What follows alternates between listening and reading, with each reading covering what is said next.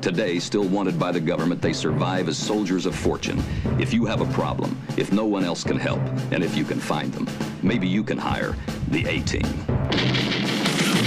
wakey, rise and shine. Kev and Paul are live online. It's the summer breakfast show with the World Cup quiz for those who know. Football prizes to give away. Guess the voice and come and play. Grab your brew, don't miss the flow on the Kev and Paul Breakfast Show. Good morning, Vietnam! Good morning, everybody. And yes, the A-Team are in the house. Morning, Kev. Morning, mate. Let me just turn me down on my other phone because that'll wind me up. That's better. All good? Yeah, all good, mate. All good. I had a decent sleep for a change. I wish I did. I had a restless one, but I'm here. I'm breathing, so it's a good day. Morning, everybody in the chat. Morning, Johnny B. Morning, Craig. Morning, Matt, Mark, Kaz, Zippy, and everybody else. Cluffy, and a lot more. Morning to you all too. Let's make this a good show. Topic of the day, is Thomas Tuchel the right man for the England job? Seen some negative comments come out from him about the England team and our attitude and things, so it's maybe question, is he the guy to take us forward into the Euros and the next World Cup? Come up, give us your thoughts on that one. That, to be honest, there ain't many out there better than him who would probably want the England job right now. But I'd love to know your thoughts on that one. So that is topic of the day. And over the next 90 minutes, we're going to play Guess the Voice, Guess the Face, and obviously the 5-minute phone in and take us into the weekend. So let's do this. Up first, we got Berman, and then we got Doc, and we got Tony, and we got Luke already. Get in the queue, guys. Come and join in the fun. Let me know your thoughts this morning. Let's do this, Kev.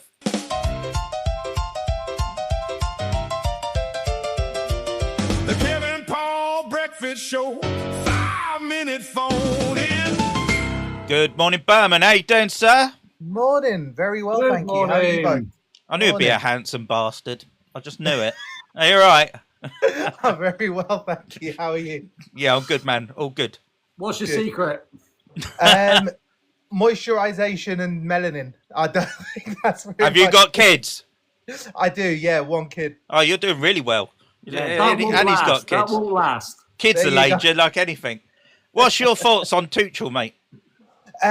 So I'm not the biggest fan of Tuchel. I don't think he's a elite level manager. I think he's a very good one. Don't get me wrong. He's not, he's not like a poor manager by any means. I think the Argentina game and pretty much his kind of tactics throughout the World Cup kind of give me the feeling that he's somebody that is quite conservative when it gets to the situations where you want to go out and win a game. Yeah. I also think that he's been given a bit of a poor hand in the sense that when we look at England as an international team, we kind of just look at the here and now. So we look at the players that they currently have and we go, they're good players, give them a good manager, things will work out.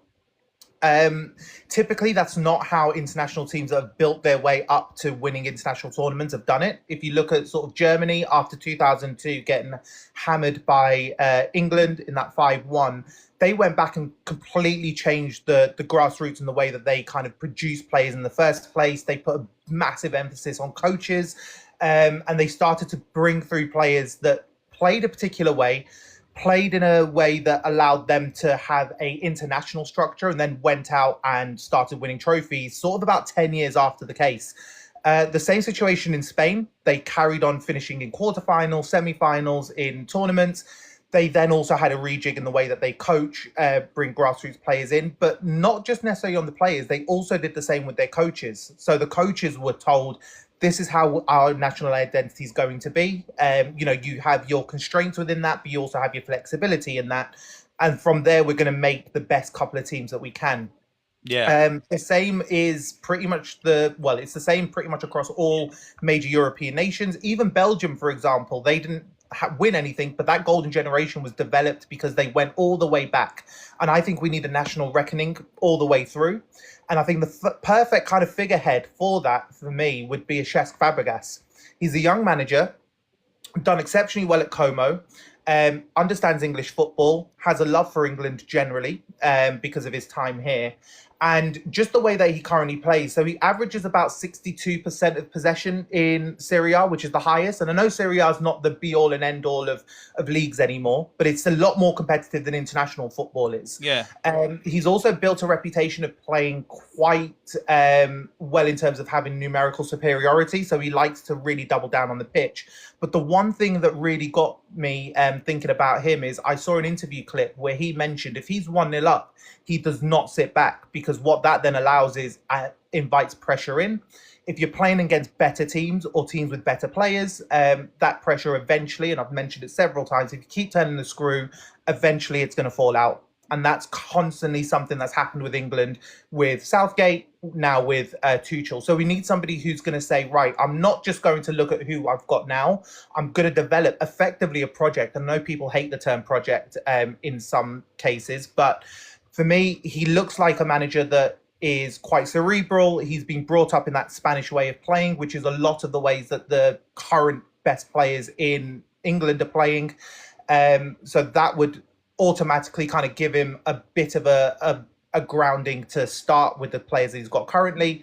And I think he'd automatically come in with respect from younger players because they would have known who he is. I can see somebody saying that we should have Eddie Howe. For me, Eddie Howe's proven that he just can't make it to that next level. Whereas, Fabregas has still got time on his hands to get there. So I if it were me, I would say, right, let's have a look at the whole kind of setup of English football. Can we bring in a manager who's not going to be here for just the next 5 years? Can we bring in somebody who's going to be here for the 10, 12 years, like a Deschamps, and is still young enough to then go back into club football should he wish to? So that's why I'm voting him. Fair play. Can't argue with that. Makes sense. I think right now, as it stands, Tuchel's probably still the best we could probably get in as we sit here today. Yeah, he's done far better than the other two foreign managers we've had under Ericsson and Capello. They never made a semi, as far as I'm aware. I just think it's still bugging me a little bit that we had 1 foot in the door to a World Cup final with that one goal, and did part of him because let's face it, it's the hardest job in the world being the manager of England. You got the media waiting to stir it up. Look how they tried to divide him and Bellingham the other day. Yeah, so I think a lot of credit, but I think again, like Slot could have learnt a lot last season. When you're in front of the British media, you really have to pick your words very carefully. So Absolutely. Going forward, I think he probably is England manager for the Euros. After that, I can't see him being at the next World Cup, if I'm honest. No, and I doubt that he'd want to be either. I think he wants to get back into club football at some point. But yeah, I don't think it's just the figurehead. Sorry, I know I've gone over my time, but I don't think it's just the figurehead of the manager. I think we do have to look at are we as a footballing nation really setting our national team up for success? And the answer plainly is no. Yeah. Cheers, mate.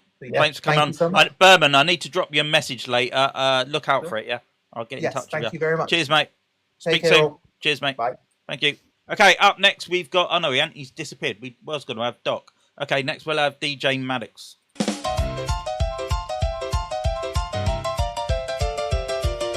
Kev Paul Breakfast Show. 5-minute phone in. Good morning, DJ. Good morning. Morning. How are we, sir?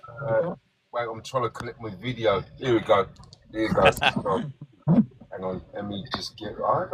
Save it. That's it. Here he is. Morning. How you doing, sir? All good. Wonderful. My little wonderful scousers. How you lot? Yeah, we're good, mate. We're good.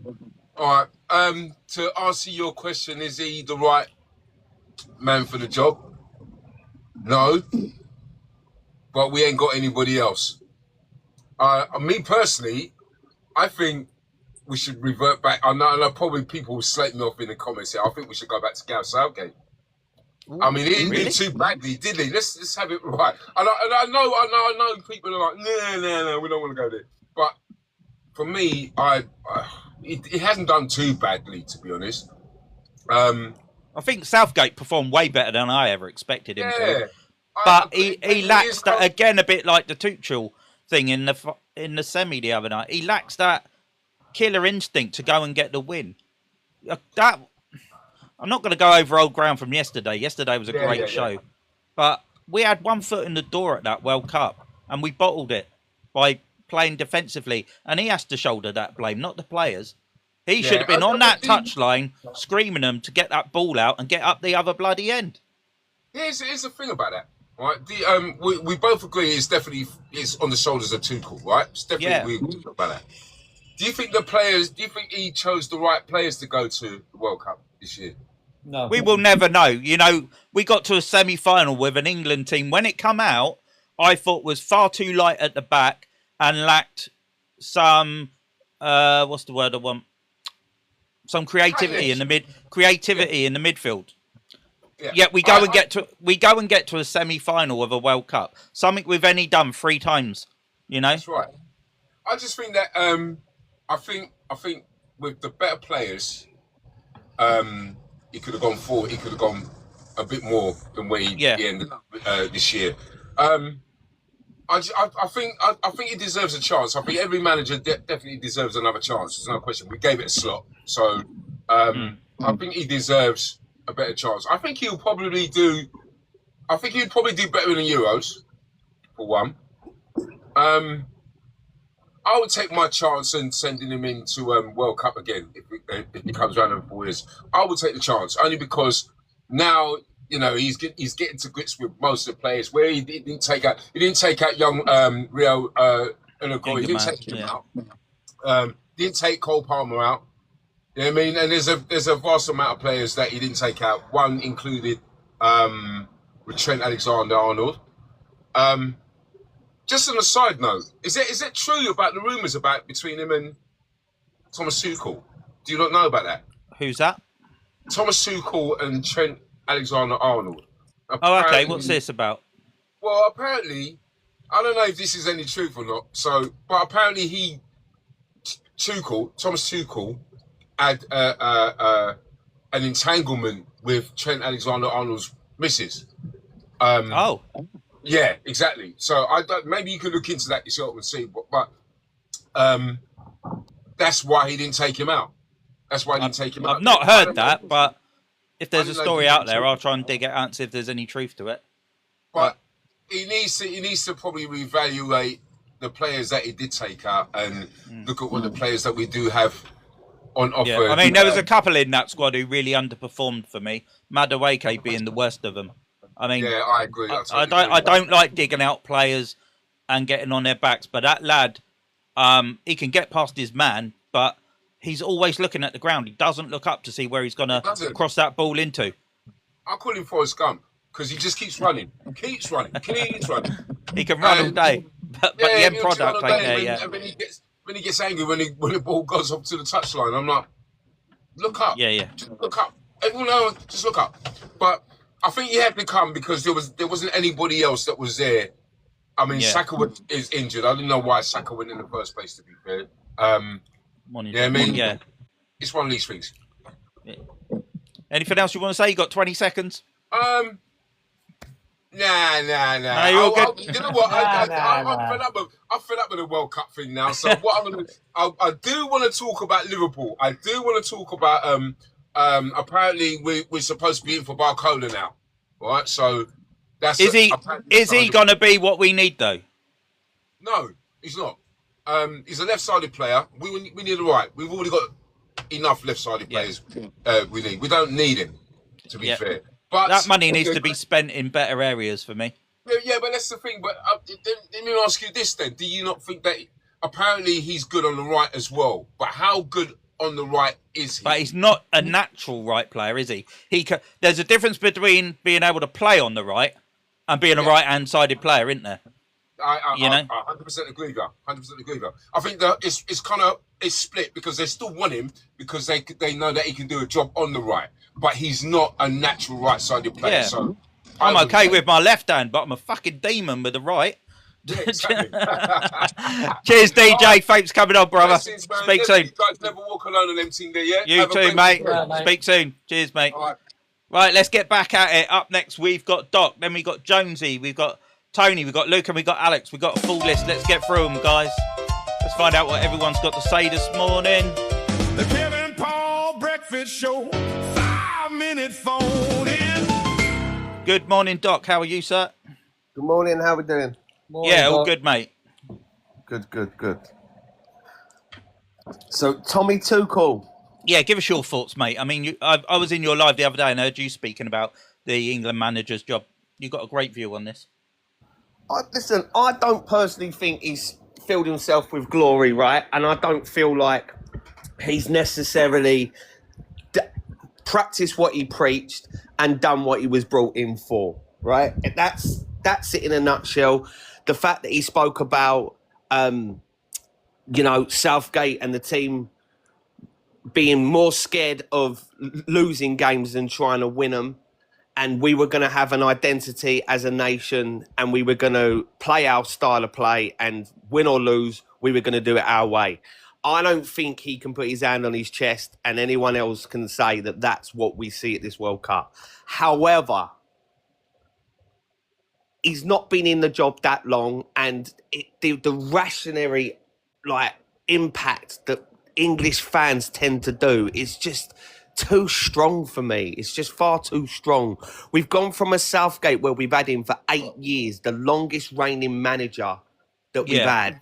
Yeah. And we reaped the benefits towards the end of having him there that long. And now we're talking about making changes. Like in the Premier League, when there's money involved, you can afford to just bring in the next guy and roll the dice. Yeah. Because you've got a bigger campaign and everything else. In national football, you can't just keep chopping and changing. And I just feel like the FA have got a serious conversation to have with him listen, Tommy, this isn't quite what we was anticipating, and do an assessment and come to an agreement on the areas that he's going to literally improve. Give him one more tournament. And if he doesn't deliver on them promises, then I think it's time to move on. But I don't think we should be chucking him under the bus this soon. And the ironic thing is half of these fans were all claiming that it was a masterclass in the other games that we won.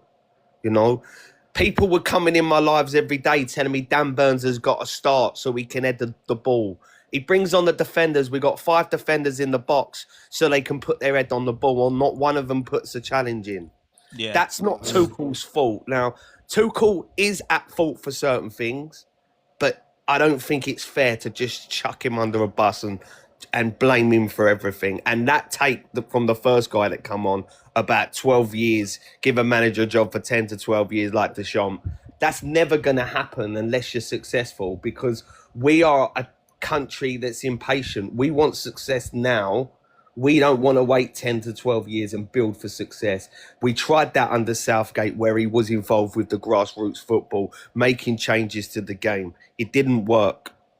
So the chances of them replicating that will only happen, in my opinion, if someone gets us over the line in the first 4 years that you think, we've actually got a winner here. Let's keep him for as long as we can.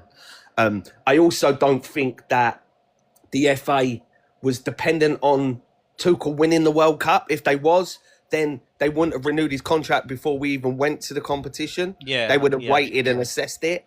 I always said, if we're honest, a semi-final is the bare minimum, stroke not particularly a bad World Cup. We've only ever gone to a semi-final since we won it in '66 anyway. So, it's not the worst managerial performance you've ever seen. It's just some very, very crazy decisions from a manager. That's my take on it. Do you think he's learnt much from this World Cup, though? Like to take into the Euros? Well, this is the whole precedent of it, isn't it? He should have learnt a lot from this World Cup. He is new to international football, so he should have learnt. So like everyone else, they should learn from their mistakes. Yeah. That's why you want to take experienced players, a lot of people, because they learn from the heartache and the loss. Yeah. So he should have learnt from it. So give him a chance to rectify his mistakes, see if he's learnt from it. If he hasn't learnt from it, then I think it's a much stronger case to say it's time for him to go. But you know, this rationary thing, unfortunately, we are a bunch of bitches when we lose. Like, we are. I think as a nation, we think we are punching way above our weight. A bunch of bitches when we lose, you know. We've just lost to the reigning world champions. Yeah. And we're talking like we've gone out to Scunthorpe. Like, you know. No, that's a fair comment, Doc. I like that. Yeah. But, cheers, mate. Thanks for coming on this morning. Good to hear from you. You're welcome. Nice I'll speak cheers, to you mate. later. Yeah, cheers, Doc. Thank you. Right, let's crack on. Let's get another one on. What is the time, by the way? Right, we'll do this one and we'll have a quick game of Guess the Voice. Let's get Jonesy on for his thoughts next. The Kev Paul Breakfast Show, 5-minute phone in. Here he comes. Morning, Jonesy. Morning. What was that? Morning. How you doing, sir? Not too bad, yeah. You know what? I could probably concur everything Doc said. I don't think I could say it better. And don't get me wrong, like exactly what Doc said, that it's crazy decision to, after the hydration break, where we've seen these tournament managers take the hydration break and then tweak things, get to speak to the players, where he had a moment where after the hydration break he decided to take off Gordon and bring on Konza. Well, like I said, if he would have done, let's say I hypothetically took off Rodgers and brought on Konza, then I think that would make a little bit more sense, because then you've got the pace of Gordon behind and you got that option where he didn't do that. And then after the game, you hear the comments. His comments are baffling. Where he's saying it's in the DNA of English football, but then I think you're the one that decided to make that sub, and he has a history of doing this, because someone posted a video of like games that he's done this. Champions League against Man United, the 2-1 up, 3-2 on aggregate, the 70. I don't know what minute it was, in the 70-something minute. He started swinging off an attacker for defender. It was a manager of Dortmund at Anfield. You guys remember when he beat Dortmund 4-3? Yeah. He's 3-2 up. He decided to do the same thing, that goal to lose game 4-3. When he was a manager of PSG, sorry, not PSG, it was a manager of Bayern. He'd done this, so he has a history of making these decisions. So, like Doc said, I'm hopefully he learns from it and moves on. But the comments again, you see, get his comment where Mark Gay mentioned about, we should have carried on playing on the front foot. Kane mentioned it as well. So I think it was down to the manager. Now, for me, if you want to play on the front foot, you like the saying goes, you live by the sword, you die by the sword, and his crazy decision to do what he did. And again, like Doug said, is it a bad thing? Semi-final? No one expected us to get there. I said a final. I did predict a final, but I thought we'd lose in a final. Never thought we could win it. But I'm hopefully now Spain goes and beat them. Hopefully Spain smashes them up, because I can't stand them like now. Will you watch the final? Were you, Jamesy? Yeah. I watched when it comes to World. I love the World Cup. I watched the final, but I have no interest in watching the third and fourth place game. I have no chance on watching that. No chance. Sorry. I didn't watch when we got to the third and fourth place playoff against Belgium in 2018. I didn't even watch that, so I'm not going to watch this. Right. Because I'll probably be more annoyed, because if he does something different and we play on the front foot and we go and beat France 2-0, let's say, I'll be more annoyed, because I'm like, hang on, where was this? Well, yeah. Fair point. Yeah, fair point. If I just shut it off and don't see it and don't read it, I'm not going to know what's going on. So, can I come back to what you just said about he's done this several times in club football. Yeah, right? Yeah, they should do it. And will he ever learn by his mistakes? How many times do you have to do the same thing before you actually realise it's a mistake?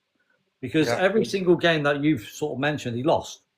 Yeah, he lost all three. But he's done it again in the England game, the exact same thing, and he's lost. So is he actually going to ever really learn by his mistakes? Because he carries on doing the same thing. It looks like he's not learned from it. But yeah, look, I'll go with Doc. Like if he goes into Euros and he does this same again, and 100% I'll be on the train of getting him out. Yeah. Because, like Doc said, you've before this tournament, you've criticised Southgate and not playing, being on the front foot, and then you do the total opposite. What you said, and what you criticised Southgate for. So if in the Euros he does this, 100%, I'll be behind everyone else saying, yeah, that's it, I'm done, get him out. Yeah, It's inexcusable. To me, it just doesn't make sense that you carry on doing the same thing, expecting to win, but you end up losing. And one time, two times, I get sort of you hope that is going to go your way, but after like two times, you get the third, fourth, fifth time, you surely anybody with any common sense would go, well, this way's not working. Yeah. So let's change it and be more on the front foot than on the defensive. Yeah, just on one fun point for drop off. Alex mentioned the Champions League final. Obviously, that game it got away. We won it. So you're not going to speak on any decision you make. Like yesterday, the weekend, if we'd have beat Argentina, no one's speaking about him going defensive because you won the game. No one spoke about going defensive against Norway because you got through. Not same against Mexico, you got through. But the fact that he went defensive and lost, you're going to get criticism. Well, you are, but you've got to look at it also the fact that if he did get through that game against Argentina, you'd 1-0 win, you'd go we were lucky. Lucky. We were really lucky because we were under the cosh for such a long time, and they peppered the goal so many times that really we should have lost that game. Yeah, but obviously we didn't. But you would still get those negative comments saying we were lucky. Is that a negative comment? Probably is, in my opinion. Yeah, makes sense. And I'll jump off and cheers, James. All right, mate. Have a good day. Have a good day. Cheers. Have a good weekend as well. Right, we're going to have a game of Guess the Voice, and then we'll get back to the phone lines. If you think you know who this is and you want to come up and play today, it's just for fun. There's no prizes at the moment. But who do you think this voice is? Once I saw Ian Rush, I saw this, I said, today I have to do something. Right, if you think you know who that is, go onto the website, kpbshow.com. Have a look at all the guesses so far, and then we will play it in about 30 seconds' time. Kev, just quickly while we're killing a bit of time and let people have a think about that voice. Going into next season with Liverpool, pre-season's pretty much starting soon. And we've got a couple of friendlies coming up, Sunderland and Wrexham, I believe. Right. We haven't really made any significant signings yet. And like DJ said, apparently we're looking at Barcola. For me, I don't think we need him. He's not needed. Why? All right, the World Cup's been going on, but why is everything so quiet at the club? Do you think they're just evaluating, or Iriola's evaluating what he's got? Yeah, see, the problem that you've got is that you've got certain players who didn't go to the World Cup, and you've got fringe players and you've got academy players that he's able to actually, meet up and train with and see what they're all about. Then you've got this trickle of players coming back from the World Cup. So you might get one day and you might get 2-3 days later and whatever, depending on obviously their holiday schedule after the World Cup, because obviously they need a break. So it's going to be difficult for him to be able to assess everybody in a short space of time because of that time scale of holidays and the tournament. Obviously, they would have somewhere in the background, they would have highlighted players they potentially be looking at to try and get in. But I think until you can assess what players you've got, should you actually be going out trying to get other players? Now, we know we need squad depth, okay? And we know what areas we need to be really more concentrating on than others. So your likes of the right back position, the right wing position, a centre defensive midfielder. So those would be the three. Potentially another goalie, maybe. Although that's not really essential at the moment. So I think that they will be looking, but I don't think they will be making any crazy buys at the moment. Maybe in a week, maybe 2 weeks. Did you see? Did you see Jeremy Jacquet's being given shirt number 5? By the way, tells me it's got to be Virgil's partner. Do you think? Yes, I think so.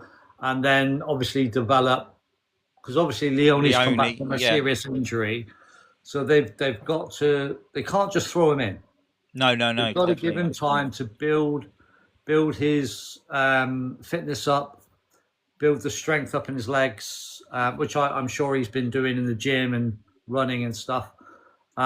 He's a project for the coming season. He's a project for when Verge goes. Yeah, definitely. And let's hope that injury doesn't hamper him. I think we'll see him sporadically in the league. Yeah. Coming on as sub, or maybe just he'll start and then maybe bring Jacquet on second half, late in the second half or whatever. So he will get some starts, but I think you'll see him more in things like the FA Cup and the Carabao Cup. Cheers, mate. Right, let's play Guess the Voice. It's time for Guess the Voice on the Kev Paul Breakfast Show. So check out the website and give it a go. Okay, let's do this. Kev, we need an emoji. First person. It's a simple one this morning. First person to put this emoji in the channel can come up and play. It's just for fun. There's no prize today. Go on, Kev. It's a clock. A clock. Any clock. Any clock. A wristwatch, a clock, anything that tells the time. Yep. First person to put an emoji in can come up and play.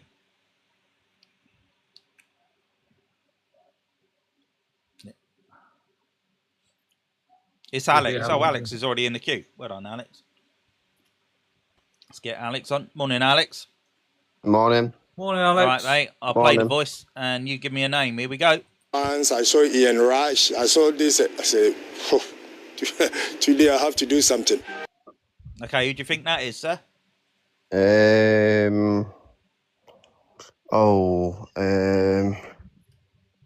Barnes. Not Johnny Barnes. I'll give everyone a clue. It's actually not a Liverpool player. So that might help someone for Monday. We'll play it again Monday. Alex, while you're here, I'll give you your 5 minutes, mate. Makes life easy. No worries. Let's get you on the clock, brother. There you go. No problem. So, topic of the day, what Doc and Jonesy said pretty much. I don't think we can sack him. Really, is there another manager out there that's a caliber that can go into the Euros? And I just think if another manager does come in, does that manager say, "Oh, well, I've only got this tournament and I'm gone"? And did we really predict myself? I didn't predict England to get to a semi-final this year. I said, plenty of times on here that we'd be lucky to get out of the round of 32 or the round of 16. So I think it's been a good tournament. I just think it's the performance that we went out on is a bit of a pamper. But, I think he just needs to go into the Euros with a mindset of, going forward. And, if he does play the attacking football and the fast-flowing football, and, great, he's learned, and we'll probably go and win the Euros. But then, obviously, if he doesn't, he needs his head cutting off, and we need to get rid of him. So, that's where I stand, really. I wouldn't get rid of him yet. It's no point getting fast and rushing a decision for no reason. Yeah. If Pep comes available just after the Euros and he says, maybe I wanna go back into international football and the England ties are there, then go and get him. But asking yourself a question: who do you get right now if you sack Tuchel? Who is there out there that could do something in the Euros? Yeah. There's no one, is there really? Not right now. No, definitely not. Definitely not. So it's. Any news on the City front? Yes, Buwani, our body, is basically spoke to Maresca apparently, and he's been told he's in the plan. So originally it was a case of buy him to loan him back to Lille for a year to come in 2027, but that's reversed, and now Romano and a few others, Ornstein, have posted and said the City plan is this year is to bring him in, to have him in the midfield with Anderson and Rodri. So it'll be a Rodri, Boadi and Anderson midfield. So it's a pretty sensational midfield if it does happen. He'll be obviously Bernardo Silva replacement. So it'll be good. I think with you just saying then with Kev, you don't need to rush. You've got 2 weeks. Really, ideally, you don't want to get to the 3-week mark and then start jetting off onto your pre-season tour with no players. So I get the rush, but give it another week. If you haven't start getting ties to people and start getting figures, then I think you can start and hit the press mode. I think because we're bringing back the likes of Elliott as well and Simicast, I think he wants to evaluate the whole squad, what he's got to work with. He can take the whole lot on pre-season for the first couple of games, which is next weekend and the weekend after. And he'll have an idea then of what's working and what isn't. So then maybe he can go back to the board and go, right, I think I need this, this and this. So, I'm not in a rush. Just surprised not many names been linked with Liverpool other than the Barcola one, really.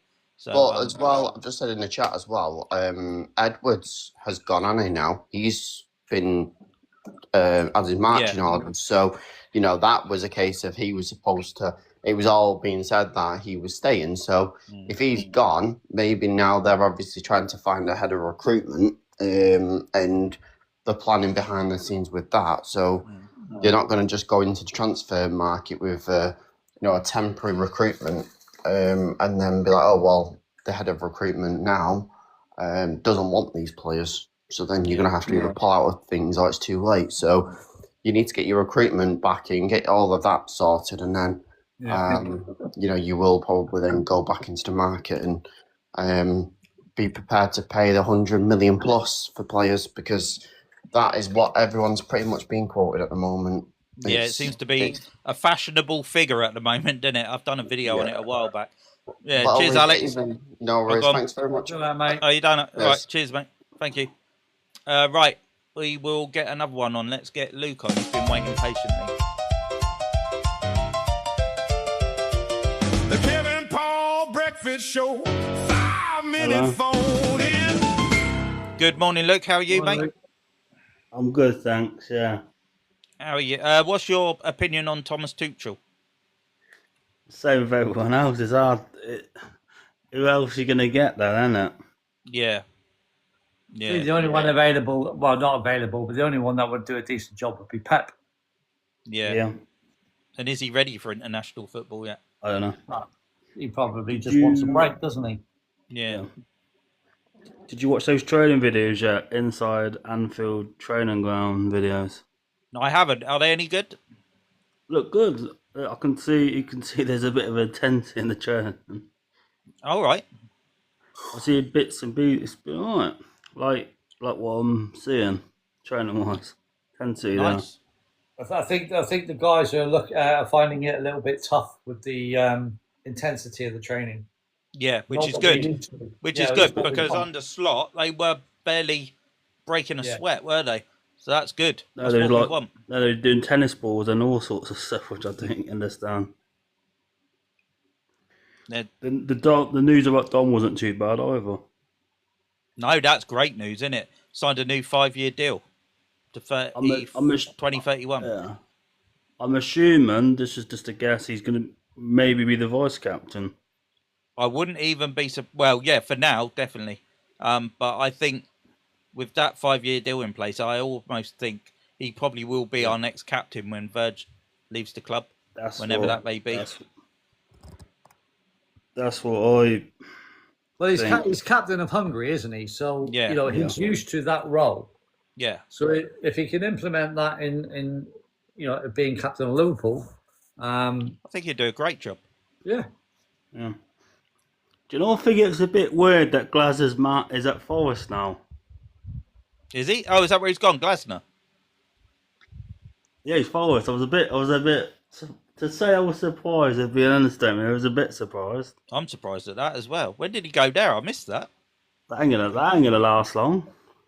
Not with the Forest manager or the owner. Sorry, yeah. Yeah, but did you hear apparently he picks fights at basketball games, I heard once. Well, the owner. Yeah, that's what I heard. I don't know if that's true or not. He does what? Something about it was a basketball thing and the owners or sorry, I don't know, something to do with a basketball game or something. The Forest owner.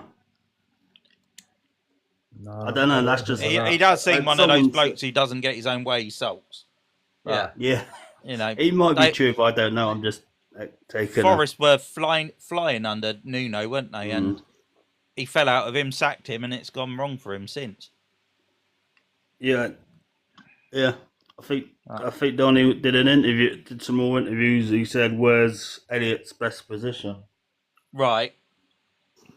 I think he's more of a turn Elliott personally than a wide player. Do you reckon?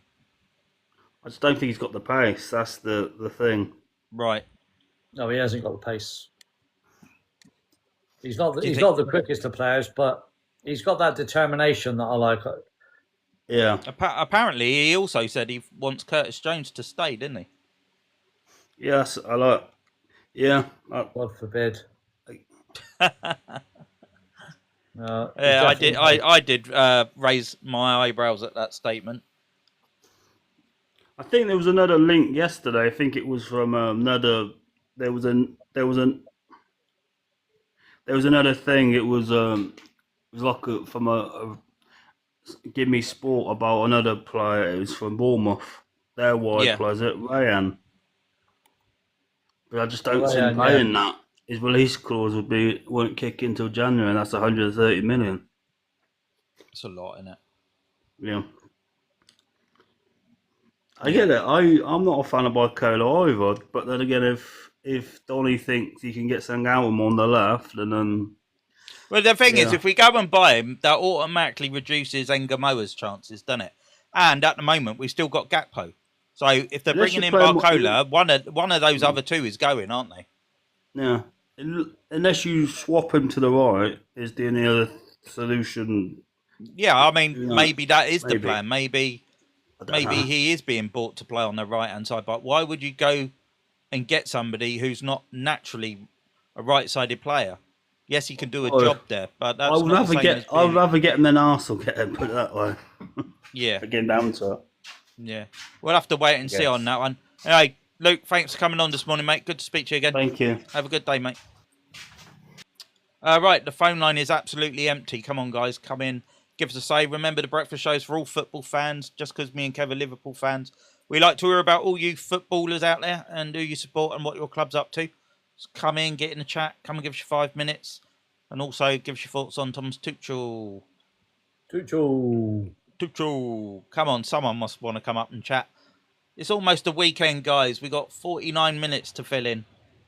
I can't talk for 49 minutes. Hey, Tony's on. Cheers, Tony. Let's get Tony on. The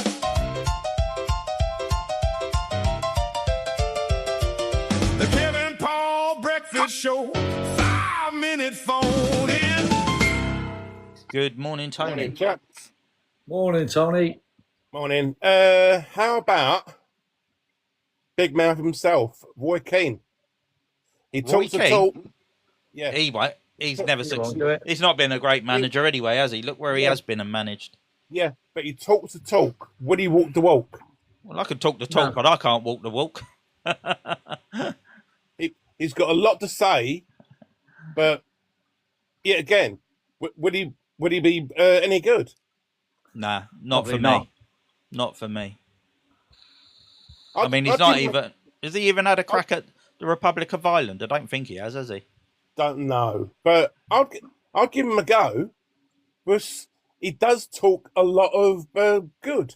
Yeah, but there's a massive difference between being a pundit sat in a studio, and actually being out on the pitch, training, coaching a team of players. Can you imagine the amount of bloody fights he'd end up having? And he wouldn't want to. He wouldn't manage England anyway. He wouldn't want to.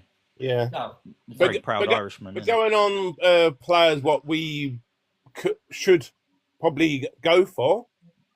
How about Bowen from West Ham? What, at Liverpool? He'd fit in really well. He could do a job on the right hand side. I don't think he wants to leave West Ham, though, does he? I think he's willing to stay there and try and help them get back up. I think he's on the fence a little bit. I think his father-in-law has said the one club what he'd let him go to would be Liverpool, but he does respect Liverpool a lot. Yeah. His father-in-law's not got a say in it, mate.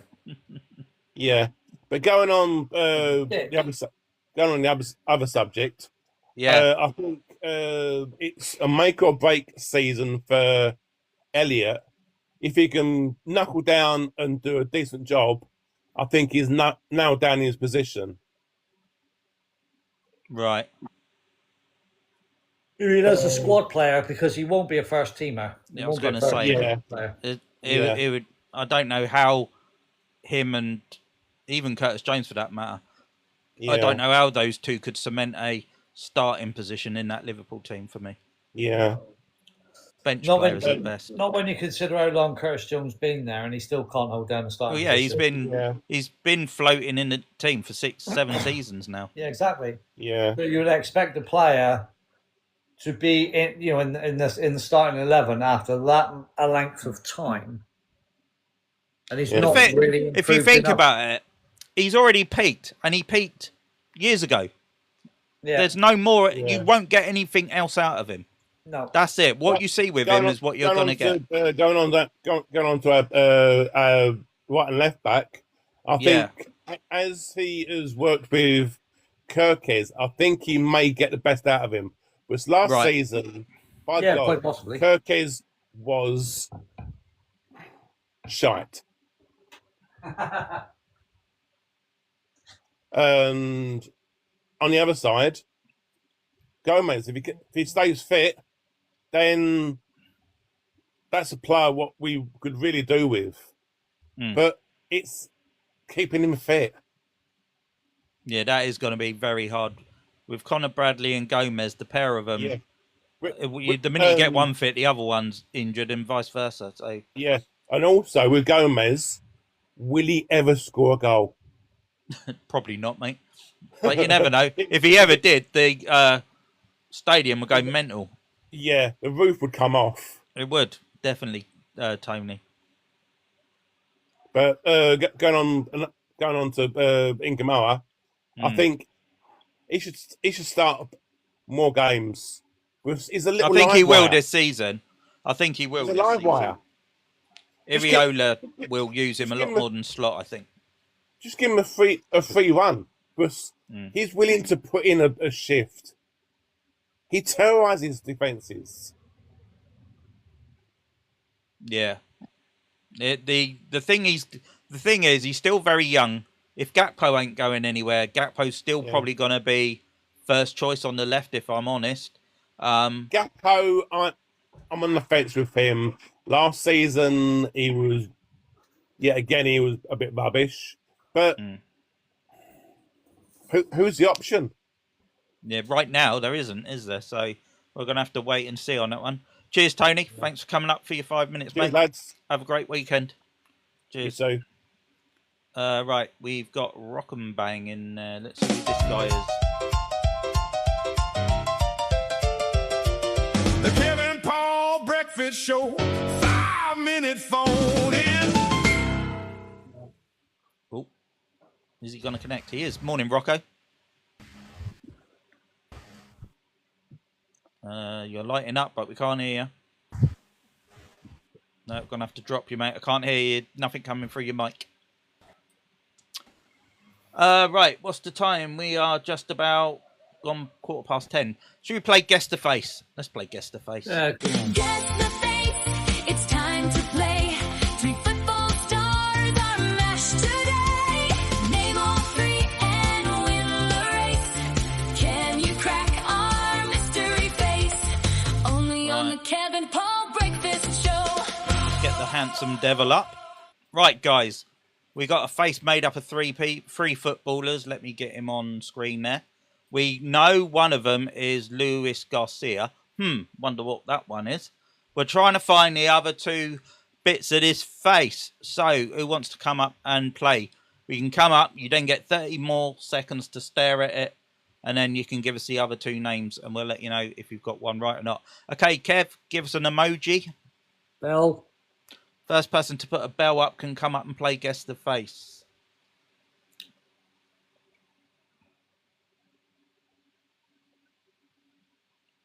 Tony's coming back. Request to come up, Tony.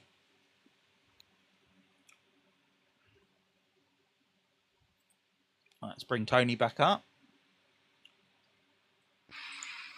Welcome back, mate. Oh, yeah. Right, I'm going to give you 30 seconds to carry on looking at it. And when the music stops, then you give us your three names, okay? But we know one of them is Luis Garcia. Okay, here we go.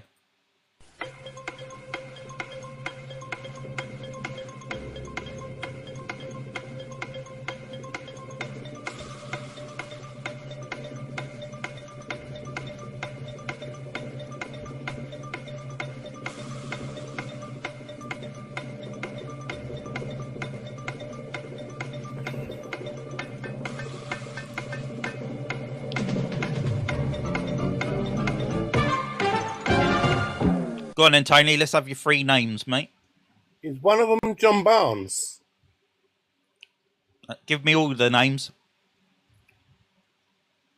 That's the only one I can think of. Barnes for the bottom part. Do you want to have a guess at the top part? I can't even think. Okay, you still have 1 out of 3. It's still Luis Garcia. No one's got the bottom and the top half. Cheers, Tony. Thanks for trying, mate. Right.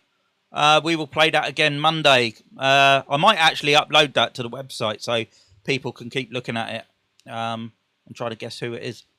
So, Kev, what else can we talk about? We got 40. We got 40 minutes to fill in. Anything you want to speak about? I'd like to know your thoughts on whether you think Cody Gakpo should go and be sold.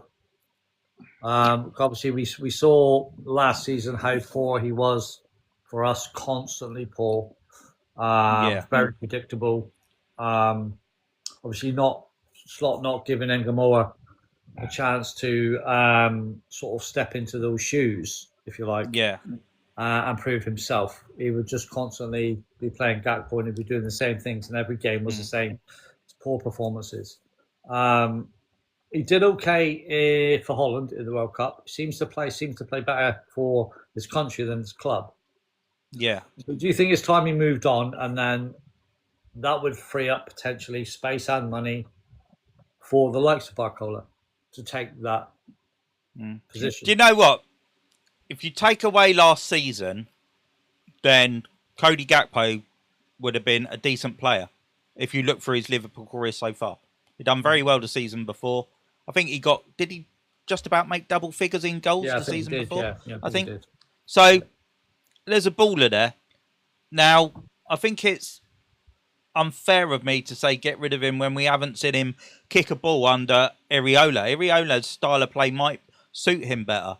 Yeah. But I also want to see Rio Engamoa get more game time. Yeah. And I think he offers more when it comes to going past your man on that side.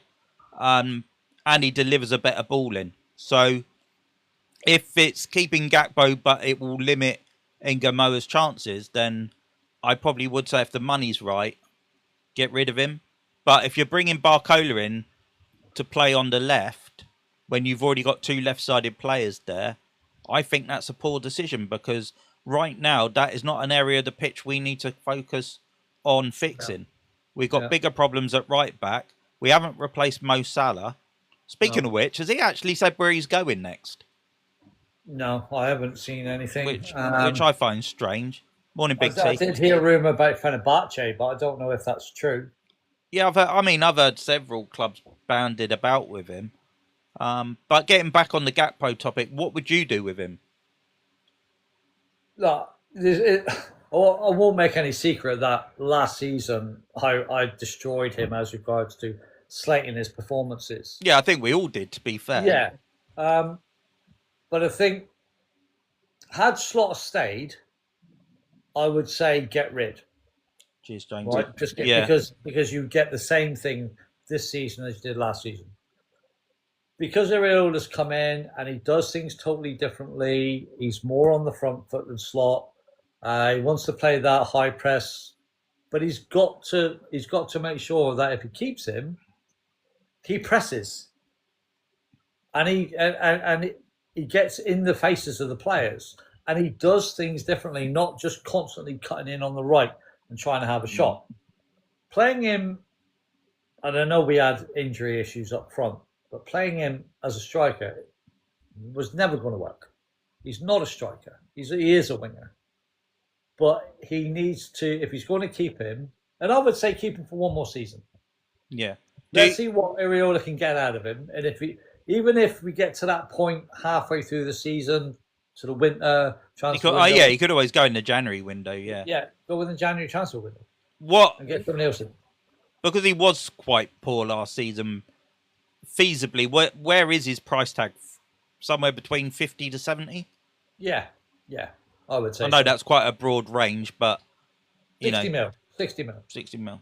Meet down the middle. So if you take that 60 mil and put that towards Barcola's supposed 130 mil, that drops it down by 70 mil. You've got to find 70 mil. You can find 70 mil quite easily. I'm not sure though. Maybe people will disagree with me. I think 130 million for Barcola is too much. Yeah. Especially with his final I know he did get 1 or 2 goals in the World Cup, but he's not prolific. So, but again, what could Ariola get out of him? Yeah, fair play. I think Ariola is a great coach. So, okay, we've got Sandy waiting to come up, so let's have a chat with Sandy. Big T, you need to get in the list as well, brother.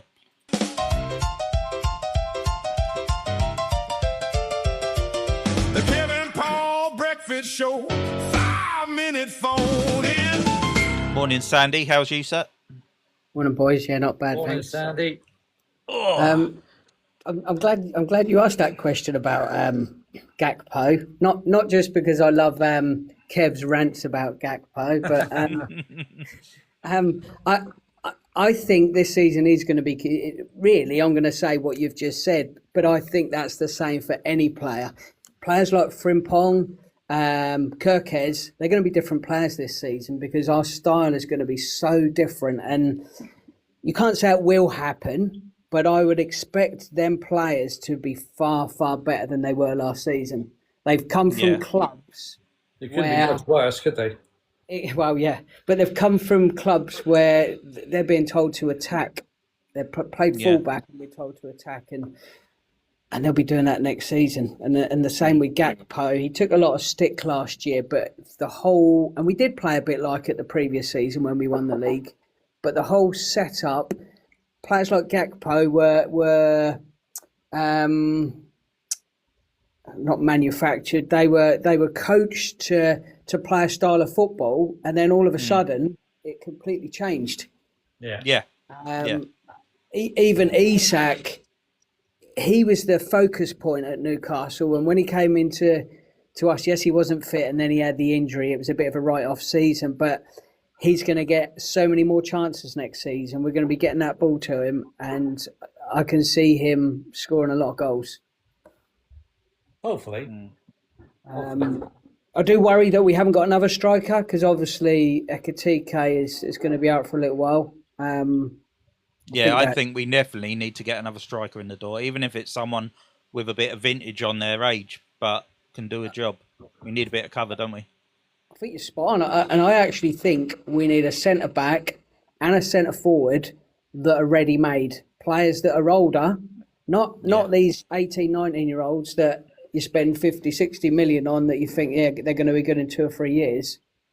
We need players, and we need players that are ready to help them youngsters and to help us challenge.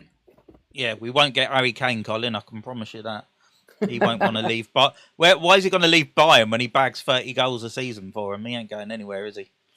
No, exactly. But I totally agree, Sandy. Go on, Kev. Do you think Gakpo could play on the right? I think I think he Gakpo could. will learn all right. Yeah. Oh, sorry, Sandy, go on.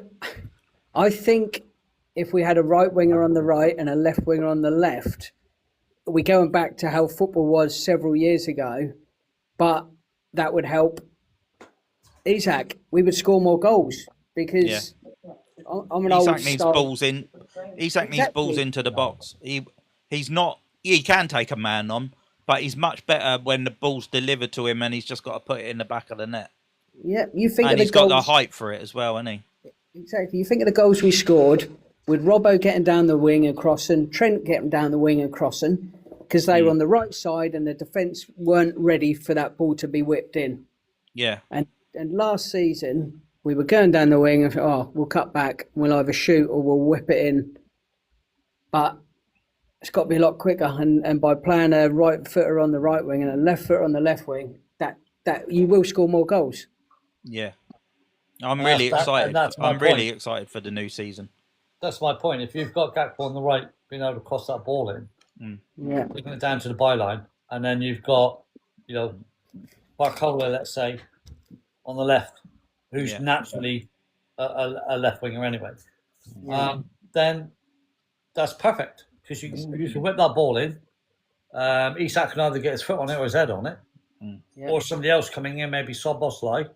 Yeah. If we can get those fullbacks in Kirkes and Frimpong doing the overlap with our wingers, then I think we'll be great going forwards because that's what they were about. Yeah, they're not the most defensive players on the wings, but if you keep your opponent on the back foot, then they don't need to be able to defend great, do they? And if we got two strong centre backs to do the cover, which obviously we know Verge is pretty solid, it'd be interesting to see how Jeremy Jacquet, like we said earlier, he's been given the number 5 shirt, Sandy. I don't know if you're aware of that. So it kind of makes me and Kev think he's going to be the guy to go up beside Verge in that middle of the defence. Sorry. So that'd be interesting as well. Well, just quickly, I know my time's up. Go on, mate.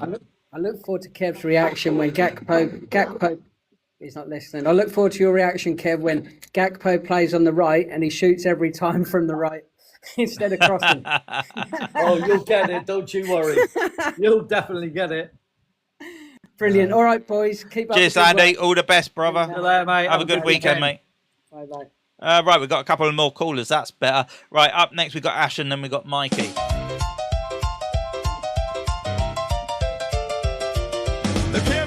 Let's finish the show strong today. Morning, Ash. Morning, Ash. You remember my name, thank you. Yeah, I'm remembering. The old grey cells are working. No, I was going to say, I think Liverpool are going to be strong next year, to be fair. I think they're going to be the biggest contenders to Arsenal, to be honest. Yeah, that's why I said last week. I don't know why. I've just got a feeling we'll either come first or second. I think we'll be the ones to challenge Arsenal. I think with a lot of with a different way of playing and everything, I just think Liverpool are going to be strong. But with City, I think it's going to be the opposite. I think they're going to look quite vulnerable this season. Yeah. And I generally think Maresca could be one of the first managers to sack. Yeah. I think so too. Even Alex said, didn't he? He didn't think he'd make Christmas. Just because of the expectation that they're going to sort of throw on City's heads, and the one midfield signing they've made, the Moroccan kid who was at the World Cup, £100 million. Yeah. There's a lot of expectation for that. Yeah. The amount of money just to put that into your midfield. I know it's obviously to give Rodri a better platform in there with him, but there's going to be a big expectations for that outlay. But I just think Iriola's just going to go sort of under the radar a little bit, and people are not going to give him credit too much because I think he's from Bournemouth. But I think he's just going to be steady about his job, just the way that they were with Bournemouth last year. He was just picking off results, and obviously they were in the top 2 last year, top 3. And he didn't really get the credit for it at the time. But no, I think Liverpool are going to be strong next year. Like I said, I just think that especially the players, especially like somebody said before, Kirkhead, I think with him, he already knows Areola as well, and he'll be a lot more comfortable in that position next year. Considering he's with his ex-manager, and that's where the manager's got the best out of him. I just think if Isak obviously can sort of keep his fitness straight, when you get Ekitike back, I think you've got a good squad, a good sort of core member in there, and obviously with a few additions as well, it just makes it a lot more interesting then for me to see how Liverpool, for me, like I said, are going to challenge Arsenal, because I don't see anybody else out there that's going to do it. That's a fair point. Getting onto your team, where do you see United finishing? Last year, I called 7th position. Obviously, I don't think anybody expected 3rd. With Champions League football, I think it's obviously going to be a lot more difficult. I'd be happy with, depending on how the sort of teams in Europe go, I'd be happy with 5th. But obviously, I want Champions League football, but then there's a want, and then there's you've got to sort of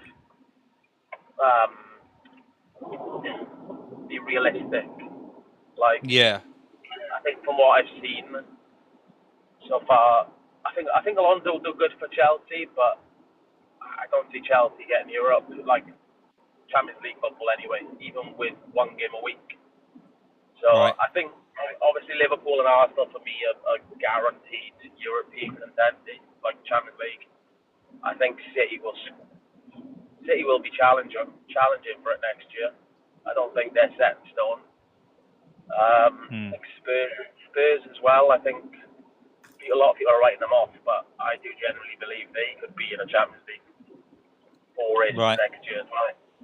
So at the moment, until sort of we see what business we do, like I say, I'm predicting it's probably 7th again, like further down the table. Are you happy with the signings you brought in so far?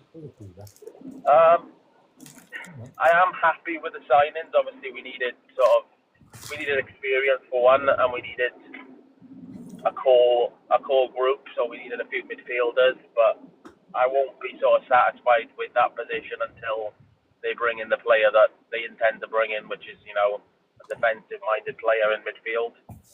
But then obviously you got the readdressing of the Rashford situation. Is he go in? Is he stay? Is he go in? Is he stay in?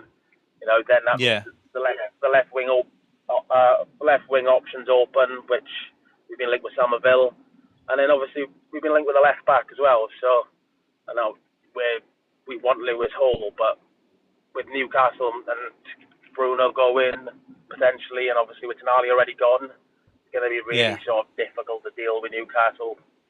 We should be pushing to get in to Lewis Hall if that's our intentions before Arsenal make it official with Bruno. So that's the players I want, but we just got to wait and see, to be honest, because I don't expect much for this team until we make the right moves, because we make good moves, but we haven't made the moves we've needed to make for me to put us in that Champions League frame.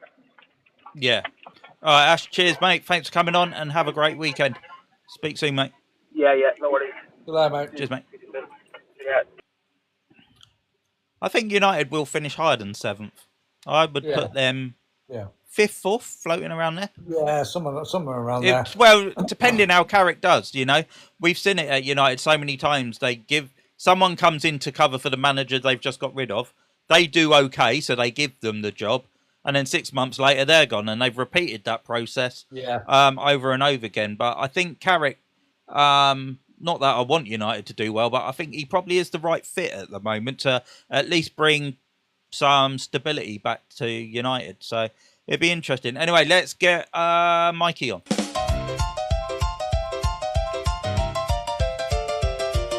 The Kev Paul Breakfast Show, 5-minute phone in.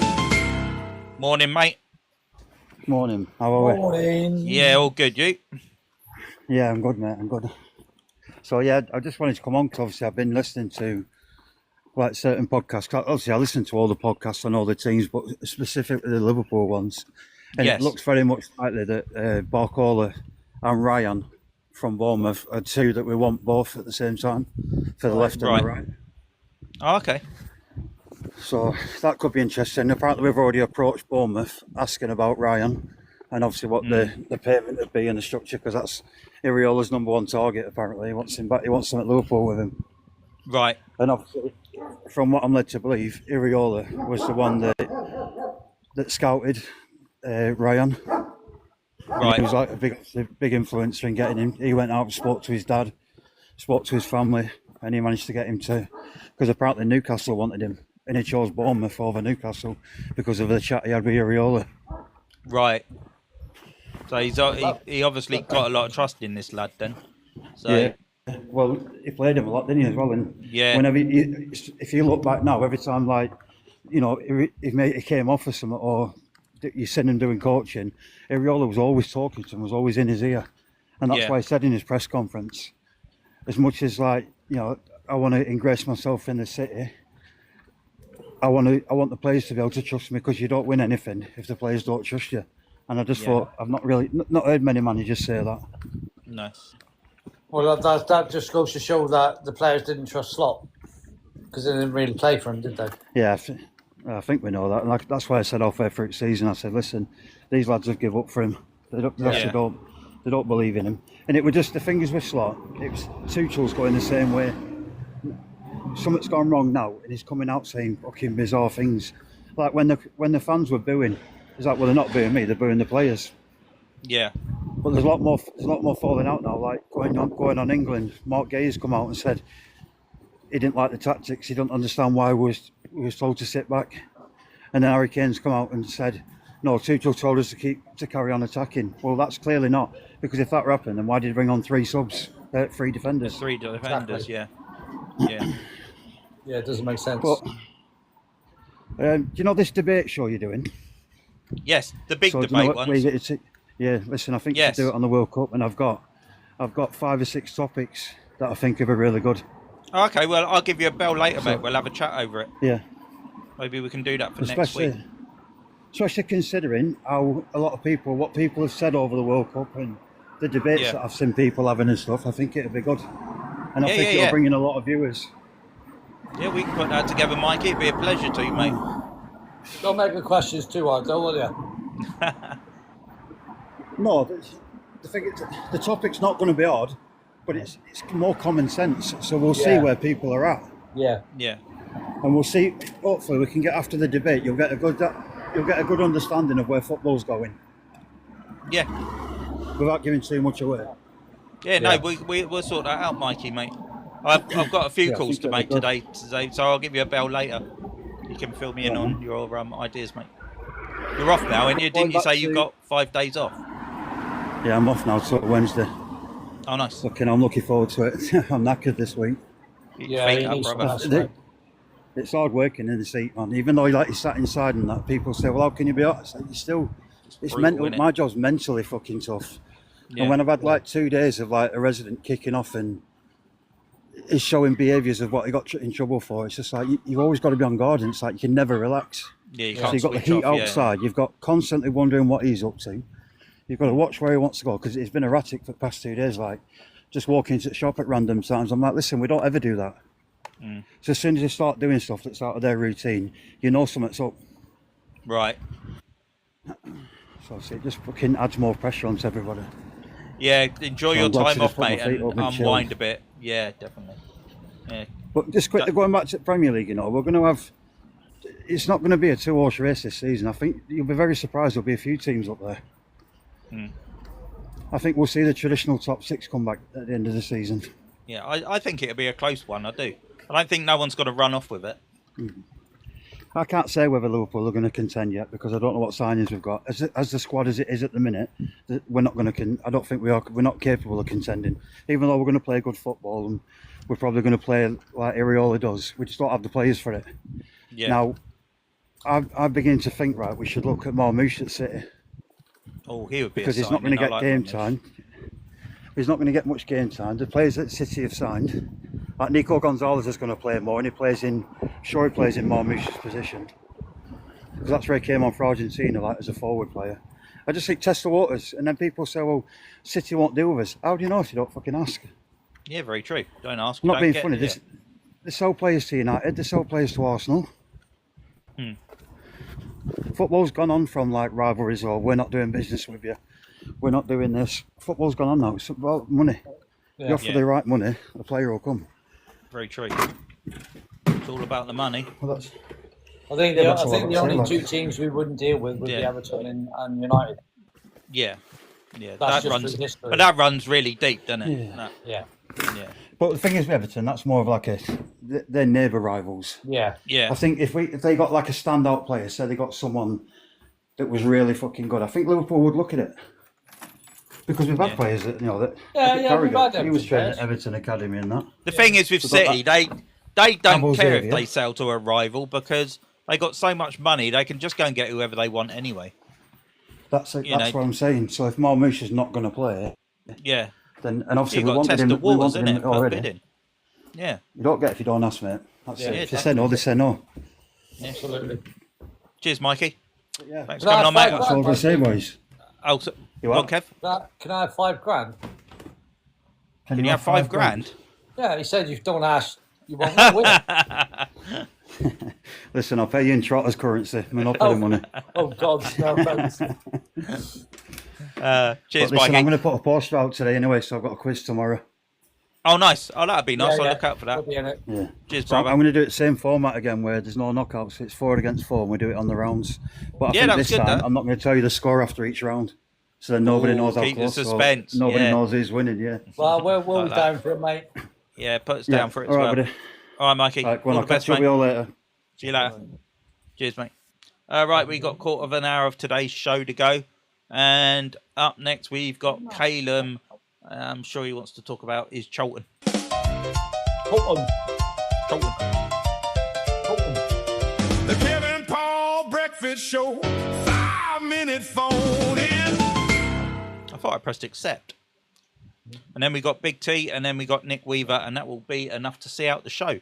So if you two guys don't mind waiting in the queue, we'll get to you soon. Morning, Calum. Let's get you on the clock. Morning. How are you, sir? Obviously a bit disappointed. Obviously that, about mate? England. Oh, England. Yeah. You know what? I feel like I have to blame Tuchel. I thought first half though, I thought we did all right. Mm-hmm. I thought we were better first half. Yeah, I thought we But- played a great first half. Yeah. But I think it's a lot of people are saying obviously they're wanting to go. But the thing is, right, if he does go, Yeah, who do we bring in? very true. Right now, there is no one who would be better than Tuchel who's available. Yeah. But other than that, I've got a bit of a Charlton update. Go on then, let's have your Cholton update, mate. Yeah, but I'm a Charlton fan, so what can I talk about?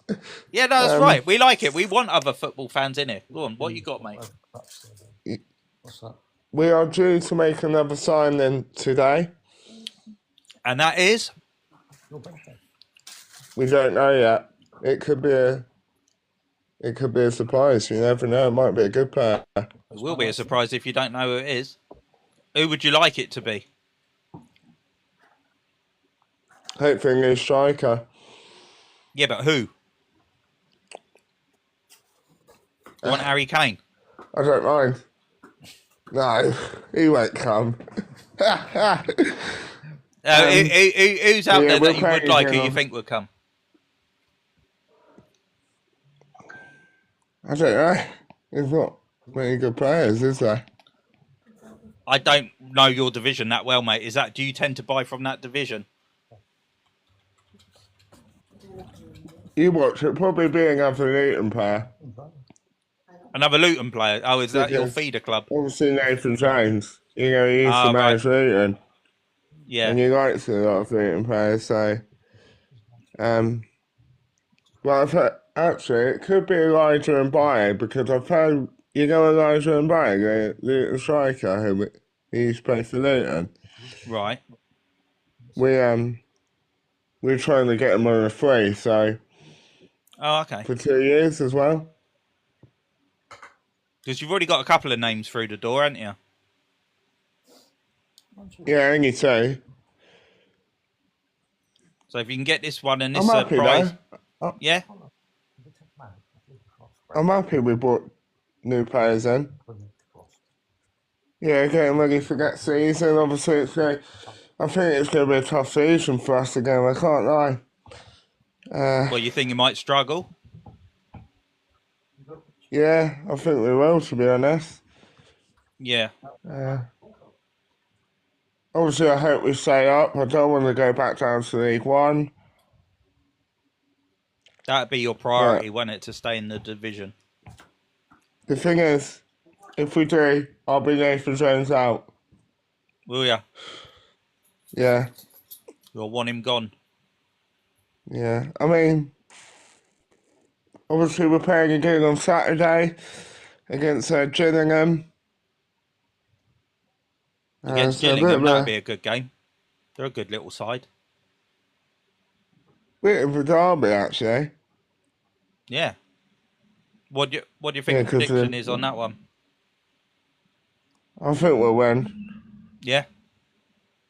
But they're division below 1 you. now. 1 now. There you go. 1 now. Are they in Div 1, the Gills? They're going League 2, I think. Oh, League 2. Okay. Yeah. They'll give you a game, though. I should be the next Charlton manager. Yeah, why not? Why not, Caleb? You have a crack at it. Nah. I'll be rubbish. You never know, yeah, mate. I mean, are you up to anything this weekend? I'm going to a pre-season game, actually, on Saturday. Oh, cool. Not a Charlton pre-season game, I take it. No. No, who are you watching? No, just my local team, getting a season ticket for them as well on Saturday. So. Oh, happy days. I'll give some football to go and watch. That's always good, mate. Cool. Well, have a nice weekend, and I will catch up with you Monday, no doubt. Cheers, Caleb. Thank you for coming on, mate. Yeah.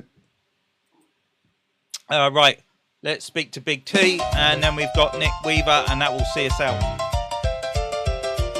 The Kev Paul Breakfast Show. 5-minute phone in. Morning, Millie. I've just seen your thing. Hello. Kaz, Paul's not saying hello to me. I'm sure she said hello to you when you first come in. You might have missed it. Morning, Big T. How are you, sir? Good morning, good morning, good morning. Sorry, I can't put my camera on because I'm driving, you know. Yeah, no worries, mate. No worries. But yeah, you know what, Chesney? I've seen you, Chesney. Do not start with me, Chesney, mate. Do not start with me on a Friday. I'm telling you. I saw your little comment there. I saw your little dig. Yeah. DM me, Chesney, and then we can talk about this like men.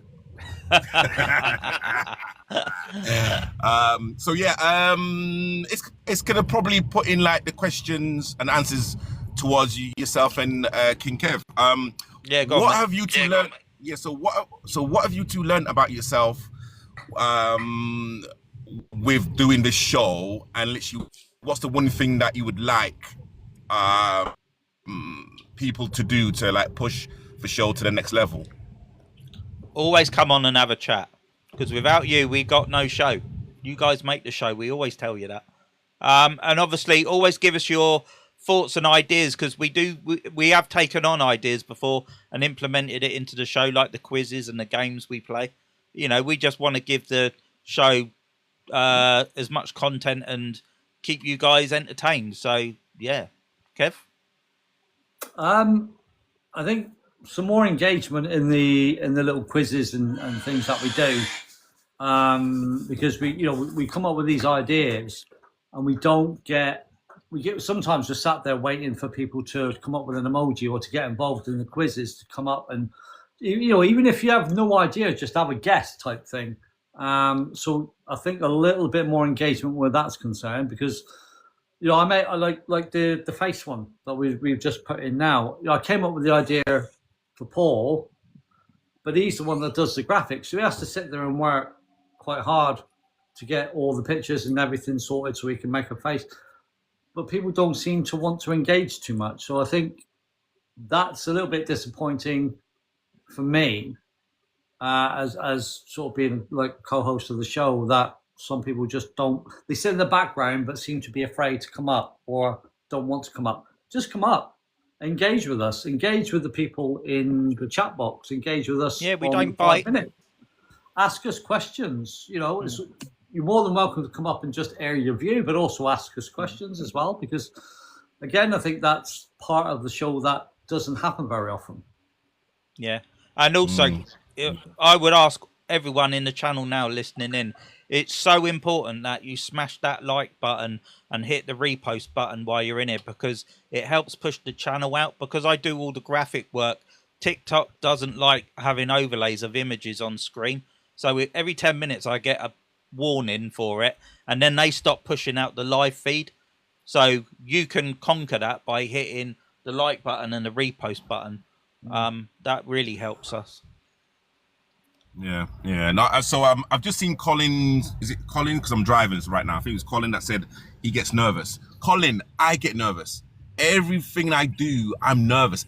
Every time I click that request button, I know people may not believe me, but I get nervous. Like, I get those butterfly feelings. Like, butterflies is fine. 2 days ago, Big T, we had a Norwegian guy come on who suffered from anxiety, and English wasn't even his second language, it was his third language, and he done great. If you're a little bit nervous, just come up and say hello, have just a very brief chat, and build your confidence up. And do it a few days a week. Next thing you'll know, you'll be chatting our ears off. It's no different than being on a phone call. Colin was the one that came up a little while ago. I think on my live. I don't think it was on the show, but on my live. Yeah, I was in your that day. Yeah, he done said brilliant. That he suffers with anxiety and things like that, and he braved it and came up, and he was sat there for about half an hour talking. I couldn't get a bloody word in edgeways, but he did great. Do you know what I mean? So, Colin, if you can do that in my life, come up on the show, mate. It's no different, mate. Don't let all this. Don't let all this make you think it's all a safe space. This show, safe space for everyone. Always has been a safe space. Yeah. And I don't know if you guys have answered my first question. What have you learned about yourself doing the show? Well, that's a good question. I think I've learned. Do you know what? I think doing this has given me confidence. I think I've learned a lot about myself going live, because then when you do a video and just put it out there to the world, it's different, because once you've recorded it, it's kind of there, and you've done it on your own with no one else. When you're engaging with people like me and Kev do, it's a learning curve. And I did say, I think on your podcast we've done with you, Big T, when I first started, I looked a little bit like rabbit caught in the headlights. I couldn't stop looking at the camera like that, and I'm like, hello, my name Paul. And it was just getting out of that routine of just being natural. And so, yeah, I've learned a lot about myself just by the confidence it's given me to converse with people. Because believe it or not, I can be quite shy at times. So can I. Yeah. So, I mean, to be honest with you, that's a damn lie, Kev. That's a damn lie. All right, call me out, big mouth. I think for me, because I've been so used to doing things solo, and always done things sort of solo with social media and things like that. I did the odd sort of live with Ches, and we'll sit there and we'll have a chit chat with people and play some music and stuff like that. That's slightly different to what we do, because me and Paul's not sat together, and he's not my missus. Definitely not his missus. I ain't got her legs. So I think for me, easy, Mikey. When I first started, when Paul made the suggestion, and I thought, I wonder how this is going to run, how I'm going to feel working alongside somebody. I can work alongside people, don't get me wrong. I'm not like somebody that is like a bit of a hermit and can only work on my own. But because I'm used to working on my own, because I'm sat in my studio on my own painting, Yeah. Then doing social media on my own, then all of a sudden, this bald geezer comes up and goes, "Do you want to do that?" Who's he talking about? I have no idea. And I go, "Yeah," but again, in the back of my mind, I'm thinking, am I going to be comfortable doing it? Is it going to work? Are we going to be out of jail or bounce off each other? I think the rapport between us come very quickly, didn't it? Yeah. We bounce off each other really well. Pretty much within a few days, it was quite obvious to me that it works. And I was glad for that, because I think too many people at times are too afraid of taking that leap and doing something slightly different to what they're used to doing. Yeah. Wondering and worrying that it's a bad thing, or is it going to work, or am I going to feel comfortable doing it? And just go out there and do it. I did with Paul, and look at us now. Yeah, and I think doing this for me has been also therapeutic. It's helped me take my mind off other things that I was battling at that time. So, you know, when you've got things going on in the background that you can switch off from, when you're talking about football or whatever it is you're passionate about, yeah, it's good.